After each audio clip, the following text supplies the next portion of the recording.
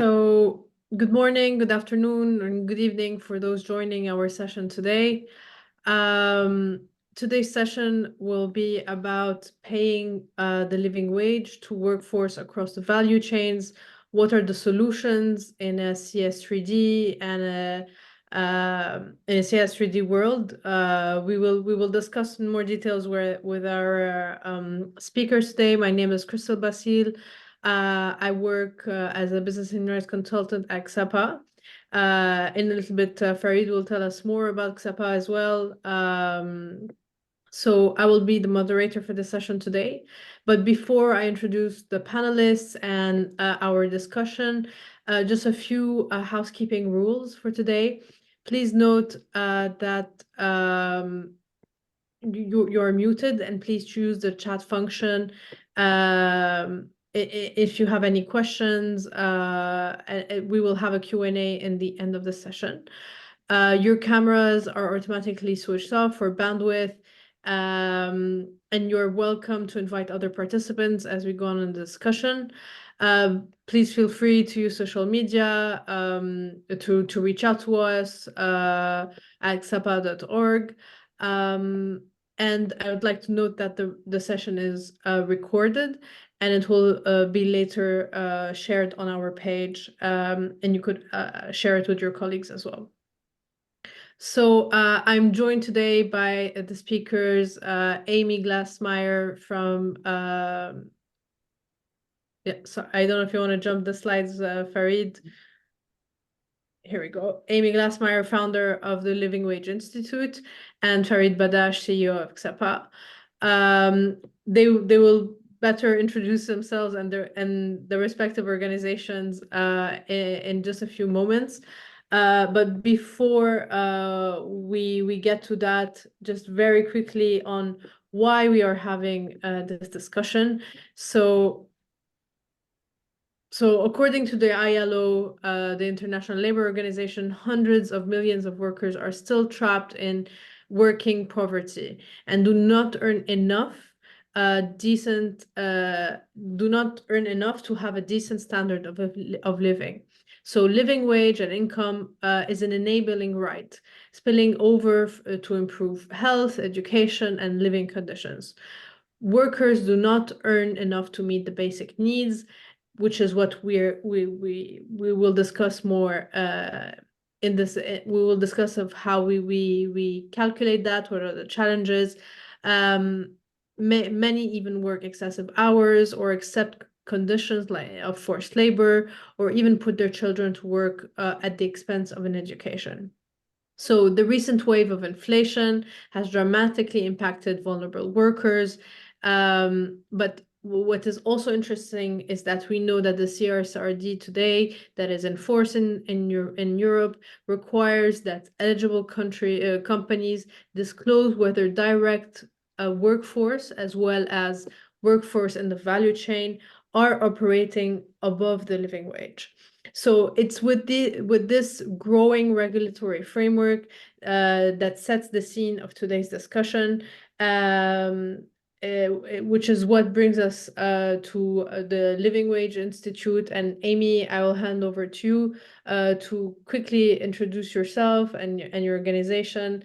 Over to you. Thank you. And it's nice to be here. I'm Amy Glassmeyer. I'm a professor at the Massachusetts Institute of Technology. I am one of the co-creators of the Living Wage Calculator, which was developed in 2003. I am also a co-founder of the Living Wage Institute, which is an organization that assists employers in calculating the cost of living for their employees. Thank you, Amy. Farid, do you want to tell us a little bit about Ksapa? Sure, so I can introduce myself briefly for participants as well. My name is Farid Badash. I'm working at Ksapa. It's an organization that is headquartered in Paris with offices in London and New York, and operations and programs across multiple geographies, particularly in Asia, Africa, and Latin America. When it comes particularly to the broader, what we call from our perspective, the broader human rights agenda. We work with a good number of multinational companies, multilateral organizations, and financial institutions. And the question of living wage is something I've worked on for 15 years or so. It's a topic that has always been kind of technical in my opinion, but also fascinating because there's so many inequalities and so much work in the space where with greater clarity on the concept, where with all too often limited efforts from companies and from employers, they can have dramatic impact on the daily life of millions of people and workers, as you pointedly, Chriselle. So I'm looking forward to the conversation here today. Thank you. So I don't know if you want to jump into it already. We can start with the first question. What do you think are the main challenges of working on living wage issues today? Especially, I mean, also bringing in both perspective, given that Amy is based in the US and we are based in Europe. So how do we see these the same issues, but from different angles? Amy.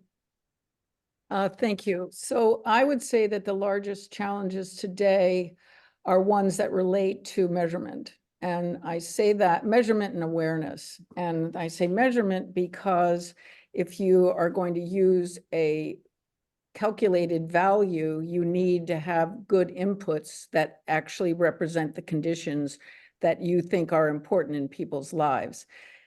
In the United States, we happen to have a national statistical system that allows us, for the most part, to collect information in a readily systematic form. And we, I think, are, along with a number of the more economically developed countries, have systems like that. But so data is extremely important. It's a challenge for everybody. There also are different social customs and a whole set of regulations that each individual country occupies in the labor market, which would probably have an influence over what a living wage country by country would look like. And there is also just a paucity of understanding on the part of employers as to what a living wage is and why it's an important component of a corporate strategy. Thank you, Amy. Farid? I would just kind of build upon your points, Amy, and maybe talk a little bit more about awareness and add maybe an additional point about scope of application in a way. When it comes to awareness, just maybe with a few visuals that can help support my ideas here, it's our experience, and what we do at Ksapa is often to engage with companies and people at human resources and payroll and the like. And in the space, some people feel comfortable whenever there is, and that's not all the time the case, but whenever there is like a minimum wage, people believe that the minimum wage is a decent wage in a way. It's, you know, you abide by the law and you're fine, which is definitely wrong from a pure living wage perspective. Whenever measurement tend to show that all too often minimum wage is definitely not the right threshold or the right way to assess whether people make a decent living out of their wage. There is actually also the question of market wage, which in a way is how much you pay for a given job in a given location. And all too often, human resources people tend to believe that you know, you pay kind of what we call a market wage for that type of job. You should be paid that level of wage, which is not necessarily the right definition neither. So it's this question of awareness is something that I think, in my opinion, should not necessarily be our role to educate professionals in the space, but it's really a big challenge. Just to complement your thoughts. And another one, which I think is actually also related maybe to how the workforce and has changed over the recent decades, maybe, a lot of sensitive activities have been outsourced from large corporations, meaning that sometimes companies can work on living wage within the scope of their own workforce.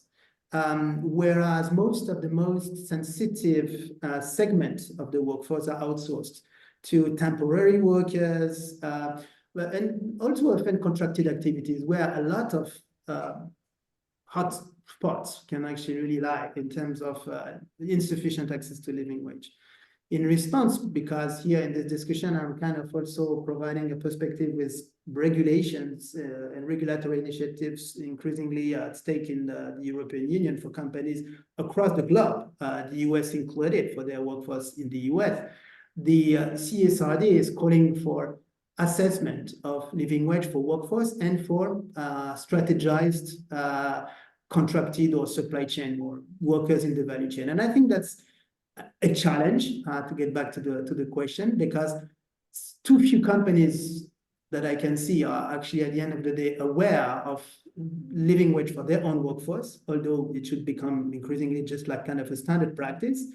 And I think an additional challenge to complete some of the top challenges that can be at stake in discussion is to expand those type of assessment to sensitive segments that can all too often be contracted or in the value chain. So that would be, I would kind of just maybe expand a little bit some of the challenges, and it's a big topic. Yeah, thank you. Let's go on to the next question and see what are some of the concrete solutions to these issues. Amy, you mentioned that calculating the living wage was a main issue. You saw what are some of the solutions you developed in the Living Wage Institute to address some of these issues? So above and beyond the challenges of calculation, I mean, in the United States context, we're very lucky in that we have a statistical mechanism by which we can collect a certain amount of information, and it's been standardized over time. But it's not enough to have a value, and it's not enough to be able to even quote a value to an employer. What they don't have experience with is understanding the co-responsibility that the worker and the employer have in sharing the outcome of human labor. And the living wage tool has the capacity to help employers understand the actual value that's being created and to have a better understanding of why it is that they can be a very active participant in the process of determining what a living wage ought to be. There are a number of issues that arise. For example, in the US context, we have different kinds of wages. We have everything from an hourly wage to a monthly wage to a contract wage. And as a result of all of that variation, you have many different values. An employer could choose any one of those values and reward somebody with that, or give somebody that in return for the effort that they undertake. But what's important for really the adoption of and the utilization of a living wage is that the employer understands the value to his or herself. And the value is recognizing what does it take for a human being to be an effective employee, which is at the end of the day, the key issue for why somebody is employed and why an employer employs them. And some of the things that we've been able to develop to help carry on that thinking are such things as a benefits adjusted living wage. So some employers might think that they are a part of the wage as the benefit, but in fact, the benefit can actually be less than what the cost of that particular needed good is. And so we've developed a number of different kinds of tools to allow us to have a better communication with employers as they start to think about employee rewards. We also recognize that over time, a lot of things change, and that it's important to be able to show what the cost of living has been and how it has changed over time, and how the composition of what a living wage is has changed over time. Employers don't have data like that. That's not what they're thinking about. What they're thinking about is making something, getting it out the door, and getting it sold. And so we're able to do that. And I would say the last thing that we're able to do in this world of communicating living wage and its importance is we are able to help an employer understand the relationship between what they do and the productivity that they receive and the way that we incent productivity and the way we reward people for the work that they provide. And so those, I think, are some of the solutions that employers, this language of living wage is not a language that is universal. And as a result, we have to be responsible in describing what it means and what it can do for an employer in accomplishing their task. Absolutely. I guess we've seen it with one of the clients we worked with. It's important also to have, I guess, especially for multinationals that have presence in different countries, it's important to have a centralized approach to living wage, as you're saying, because across countries, the definition of living wage is still not the same. The payments are different. The standards are different. The cost of living are different. So it's important to have a centralized also approach to what are these important standards and things that need to be trickled down with the living wages. Farid, what about your side of the story? What kind of solutions at Ksapa you offer to tackle these issues?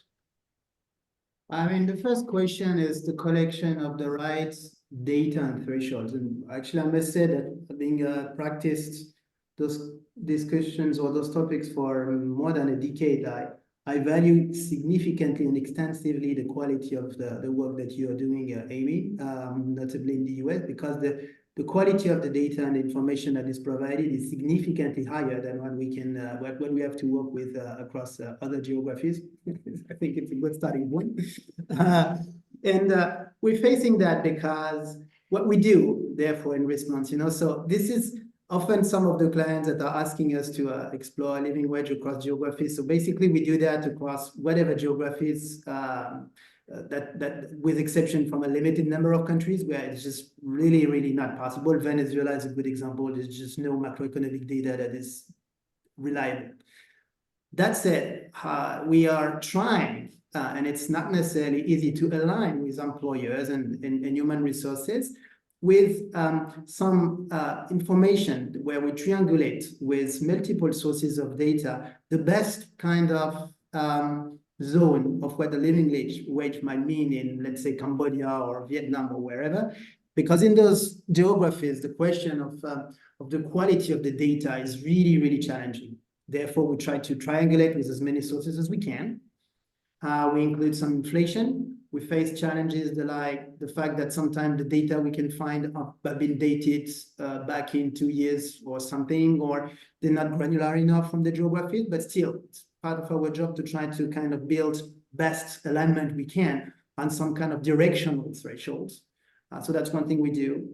Another thing we do then is to kind of help and work closely with employers to collect information across workforce between fixed wages and bonuses and compensations that can align as much as possible with some methodologies. We tend to use the anchor methodology as much as we can to define how best a combination of those fixed and variable that are eligible can enable workers to go above some thresholds. And I think the most interesting aspect of that legwork is the outcome of that, where all too often for too many employers, a fear is to conclude that, long story short, they need to increase wages, meaning that sometimes this is conflicting with some of what they can expect to remain competitive or whatever across some of the markets, where a reason why they invested or they have a presence is often the cost of workforce. And in fact, it can definitely be part of the solution, but there are many, many other more creative ways to help workers and human resources to improve the livelihood fundamentally of workers. And that's all about engaging workers, being creative about the actual needs and some of the challenges that they can face. Sometimes it can be about providing access to food or healthcare services or transportation, things that help ultimately to increase basically value or purchasing power that they can have with their budget. So we help on those instances, and I would say that that's often something really in co-creation with companies, because it's very, very complex. All in all, to really understand what's at stake across multiple geographies. So I share all of that with a lot of humility. Thank you. I guess looking to the future, what do you think the future of living wage will be? We see a rise of, as we're mentioning, rise of regulations. This is in line with the human rights due diligence and the call to sort of map also suppliers and also look into their practices.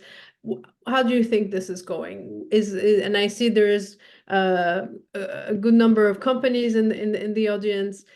Is regulation really going to bring companies more on board, or are we really, as many of us fear, is going to become very much a compliance like approach to dealing with it? I mean, we also need to look at the reality of things, and companies need to remain competitive.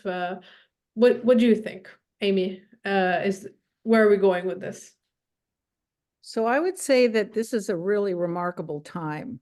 I've been involved in this for 20 years, and I can say that on a daily basis, the communication of something called a living wage and the importance that it has for individuals and families has never been greater. And it's kind of ironic because today, also in the United States, we don't hear a word about minimum wage. And so if I put those two things together, I would say that people are recognizing very clearly, and employers in particular are recognizing, that there is a possibility of a different future and a different capability and experience for individuals and families. And you can see it this morning in the news. There was an article from the ESRS Corporation, which was showing 3 different companies that they had helped develop a supply chain tracking system, and it was down to the pallet. And so it's not as if there's a just lack of technology that's available. It's really more a lack of education. And I think also employers are in a position where there is an opportunity to learn something about the role that they play in society, which is they provide work, and they provide compensation, and they provide an integrity and merit. And we see this forming. It may appear in many places to be very slow, but in fact, companies are taking this up on their own. What they don't have is the time to actually figure it all out. And that's why the various organizations that are providing information on living wages and the value of that becomes so important. It is really not a step in the business sense to figure out, well, how much do these people need to make? What is a standard of living that I can support?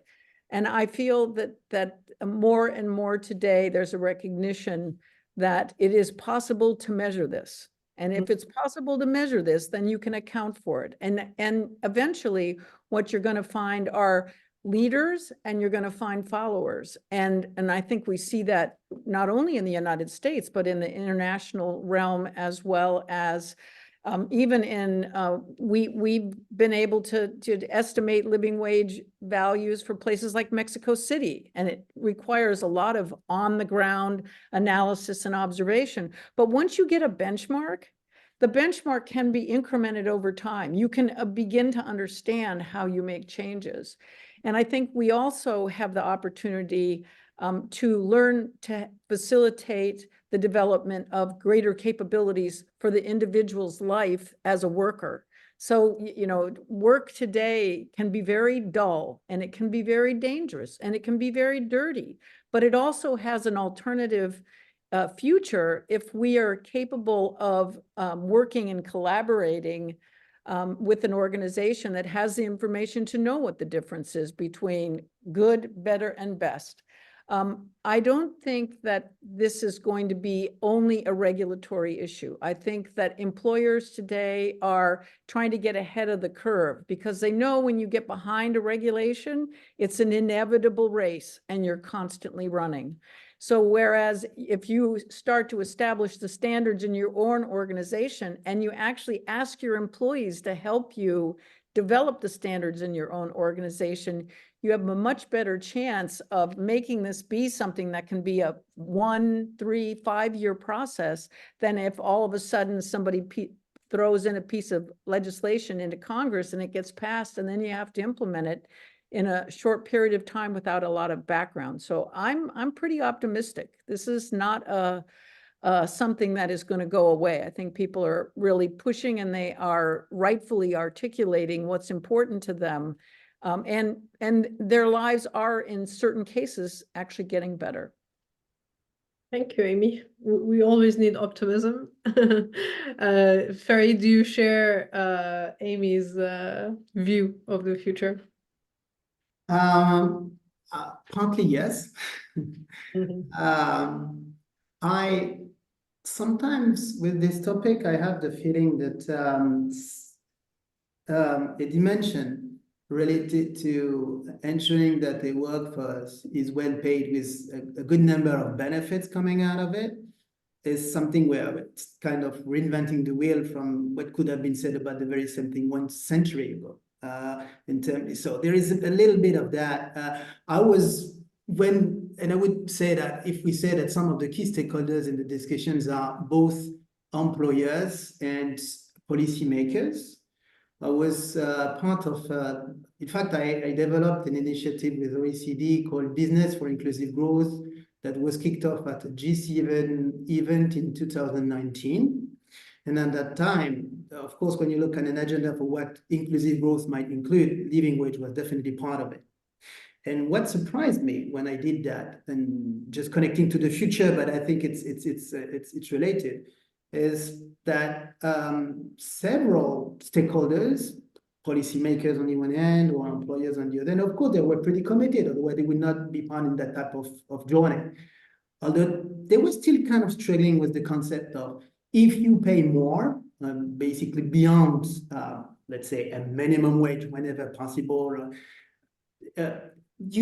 how can you ensure that you really have a return on investment somehow in terms of, and it's kind of I think struggling. So for me, the future is anything first and foremost where trying to build upon Amy's point, anything where this is here to stay, companies are have to struggle to remain ahead of the curve, first to be attractive as employers, second to anticipate regulation and that type of things. If this can help companies, it's fine. A second aspect I can share is related to the actual direct engagement of workers. I think today workers are increasingly basically in a position where they want to choose, they want to be understood, they want to be part of the discussion. It's not just like a top-down discussion with an employer asking an employee to which extent whatever benefits or something is adapted to what she needs. In that space and related to a broader due diligence agenda, at least some of the future that we are helping to contribute is to enable employers and workers to communicate through an application that I think is pretty timely because it helps employers inform employees about their rights, the benefits that they can access. That's basically the type of application that we're using. As you can see, the employers can disseminate information, and as an employee, you can understand, for example, how to activate an healthcare system without having to pay for it, how you can access canteen for free. A lot of fringe benefits or services that can help basically increase basically the kind of access to living wage or the purchasing power you have with whatever level of income you have. So this is the type of thing that we do. And because it's an app, it can easily be disseminated beyond employers, for example, and for temporary workers as well. But also, there are ways to kind of collect information from employees themselves in terms of where they're struggling. Is transportation, for example, a major source of concern or a source of cost, and how then, in response, because you collect information from employees, you can aggregate that in this type of dashboard to understand who ultimately has a risk profile among whatever workforce that can be defined, and what are the best kind of levers that can be deployed by companies to respond and, for example, craft let's say, a transportation scheme that can really increase attractivity of a facility and help complement basically the total expenses required by an employee to go, for example, or to commute, that type of thing. So that's fundamentally part of the future for me. It's one,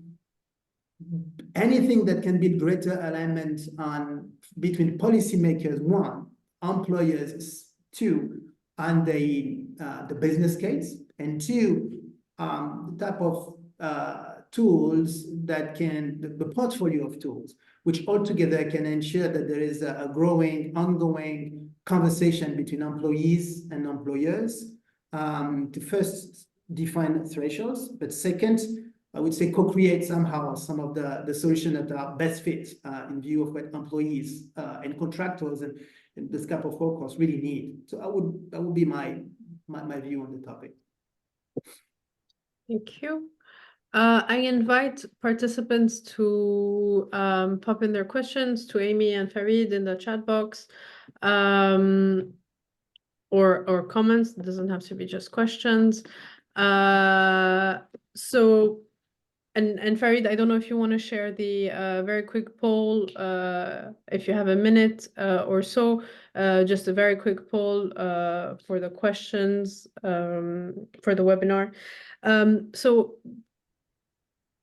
So if we want to conclude before we take a few questions from the participants, so if we want to conclude, what I get from both your point of views is that it's about bettering the lives of the workers and their families, but what keeps coming back is that there's a business case. It's also beneficial to the company.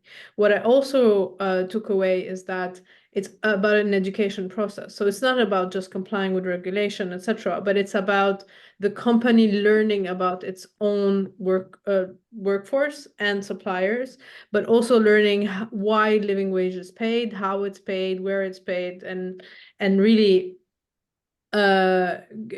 understanding the whole process. And in that sense, regulation is welcome, because then it's only putting things into place, or it's only formalizing what should come underway anyways. Yeah, I don't know if Amy, you had any concluding remarks in that respect.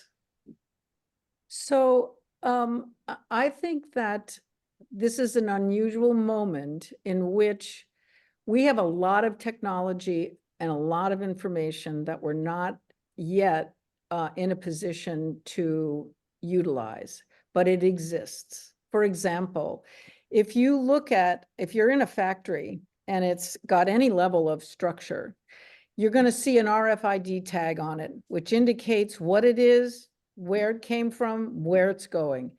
You cannot run modern manufacturing, you cannot run modern office functions without having traceability.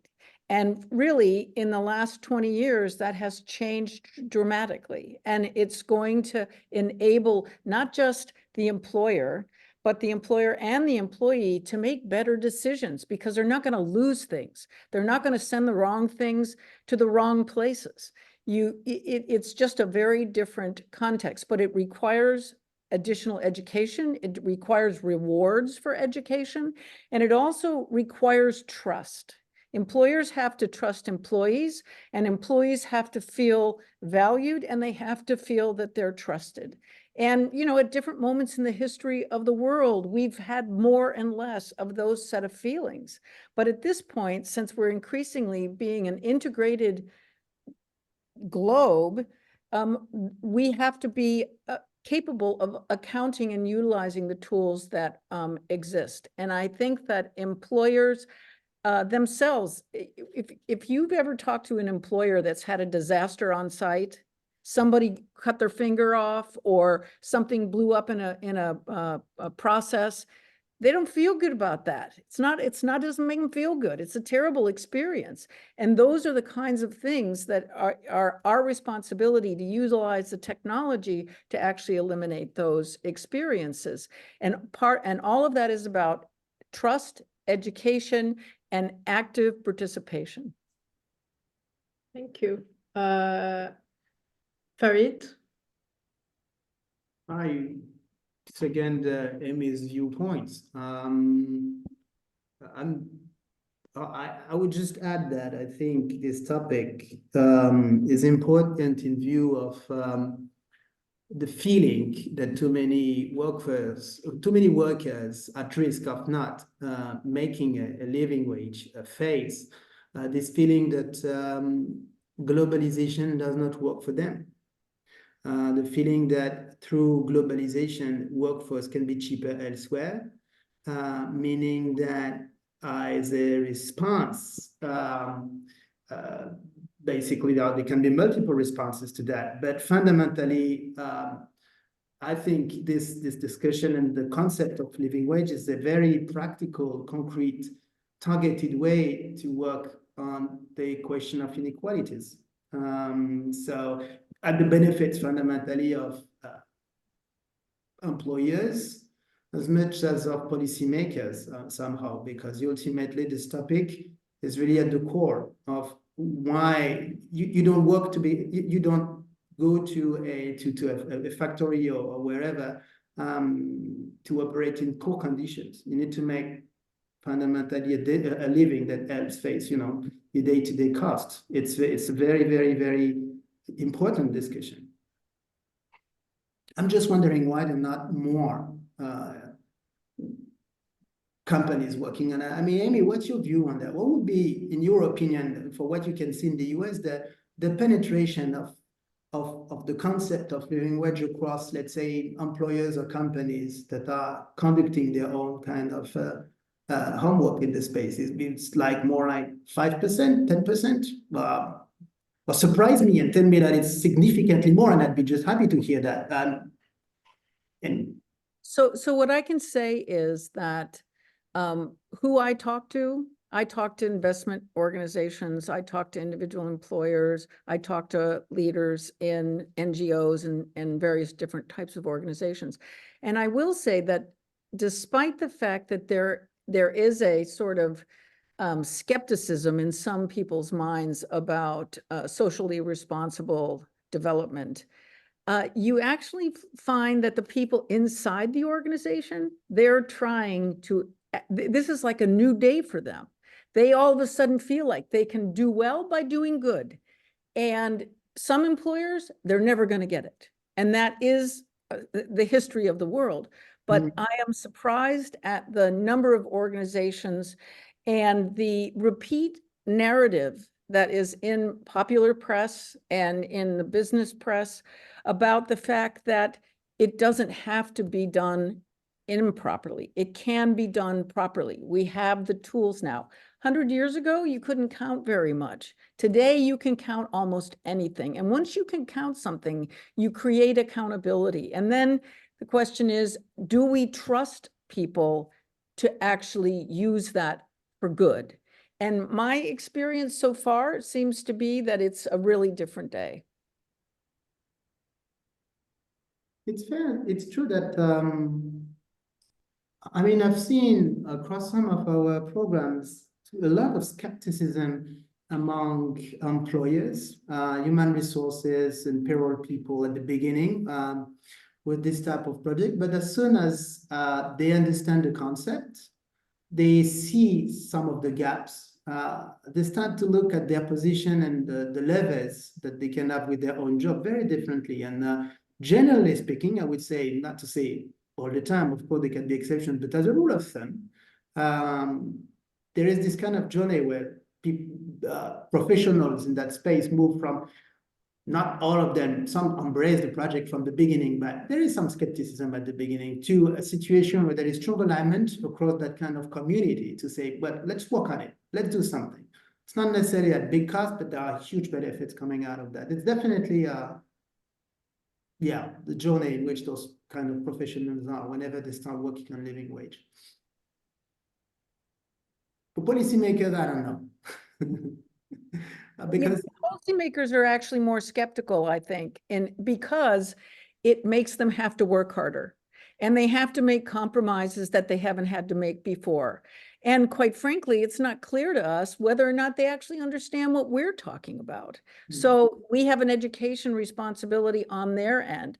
I know that I get calls from congressional leaders from their staff, and they ask questions like, what do we do? How do we do it? Who's doing it? Why are they doing it? I mean, even at all the way up to the Congress, and whether or not the Congress actually pays people fairly. And so people are not being just silent anymore. They're actually are stepping up and saying, well, you know, if I don't try, I'll never know.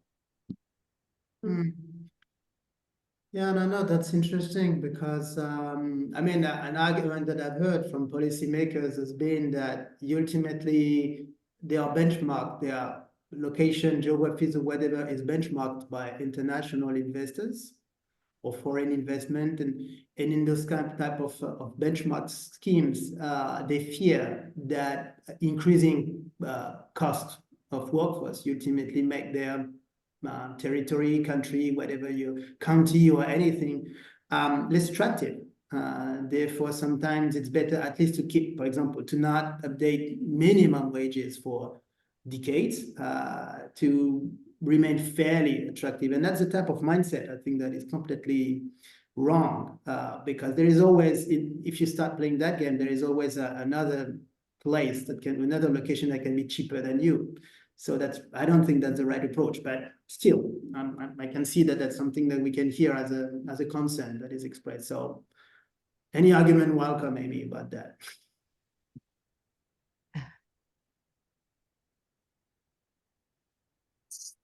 So I actually, one of the things that's interesting is to look at higher education. I mean, as an academic, I do that on a regular basis. And I will say that in some respects, we're a little bit behind. I think that we've struggled for a long time and we've seen very little progress. And so seeing progress, we're skeptical about it. But I actually think that it isn't that we have to get to 50%. It is that we have to get to, I think, 30%. And when we get to 30%, there is just, everybody's creeping over, moving toward, you know, a better outcome. And we're in a moment of great flux. And honestly, the economy globally is actually helping out, right? We're not in a recession right now. We see that growth is occurring in places that have been pretty stagnant. And so, you know, it's a propitious time to actually try and experiment and to not feel that what you have to say doesn't count. Because I think that actually from an employee perspective, it does count. You know, we've made a lot of effort to take on big issues, and they're starting to pay off.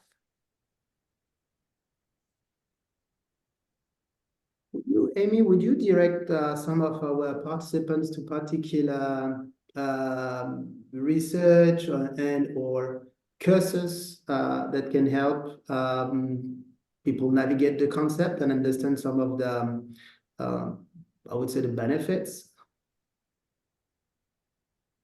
Well, one of the things that we talk about in the Institute is the extent to which we try to essentially take apart what we now treat as a whole wage and actually define it more precisely, and to create a recognition that in some cases, when you have a quote unquote benefits loaded salary or wage, you actually are not taking into account the fact that what you're offering may actually not cover the cost of that particular part of somebody's life. And so when employers are trying to figure out how they adjust what they're doing over time, really thinking through what's the composition of your benefits. I mean, institutions change benefits programs readily depending upon the price. One of the things that we don't often think about is the fact that in a number of cases, benefits are actually oligopolistic and sometimes almost monopolistic. So it's not about price as a competitive presence. It is actually what somebody can basically get away with. And I think that there are a lot of examples where thinking creatively and being more discerning about what it is that you think is important, talking to your employees, being aware of the kinds of experiences that they have, recognizing the variability of things like inflation. In the United States, over the last 24 months, we've had just radical departures of the inflationary effects, the sort of lag effects of COVID and then the recovery of the economy. And it has had tremendously negative impacts on people's how far their salary goes, right? The salary isn't changing as fast as the inflation is affecting the costs. So I think that there's a lot that can be, we can benefit significantly from having access to good information and paying attention to it.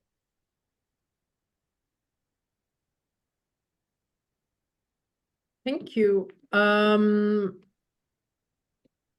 I guess with that, we can maybe conclude. Farid, maybe you want to share the last slide, just to tell participants and everybody that they can find a lot of blog articles and things we've written around living wage. Of course, they can reach out also to the Living Institute website for more information about the work that Amy talked about. We have another upcoming webinar as well with the OECD Forum next week, not on living wage, but on forced labor in the green transition. So also join us next time on this topic. Thank you for taking the time today. Thank you for the speakers, for your insights. And yeah, have a lovely morning, afternoon, or evening, wherever you are. Thank you very much.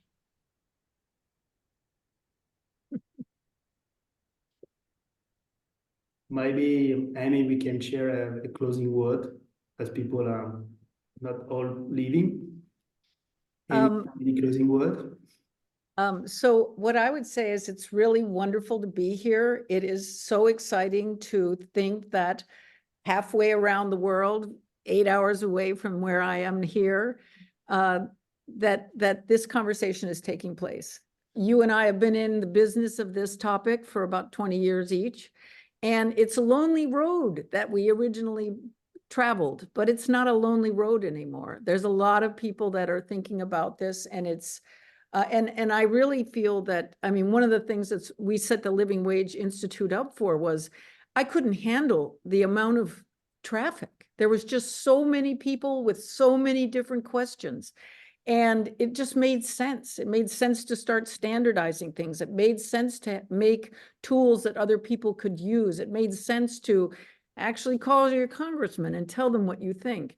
And so I think that this has been an exciting discussion, and I really look forward to the kinds of analysis that you were putting up with your slides, because it is possible to do this now.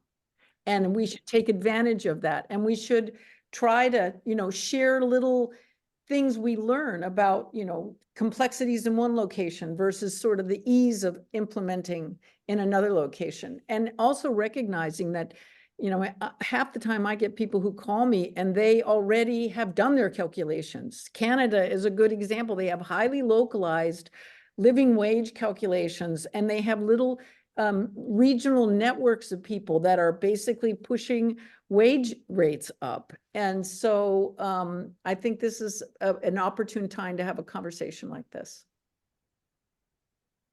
Thank you very much. Thank you.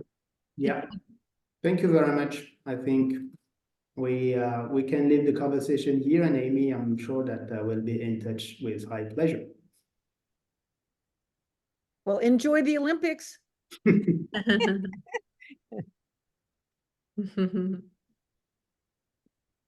All right. Well, thank you. Take care.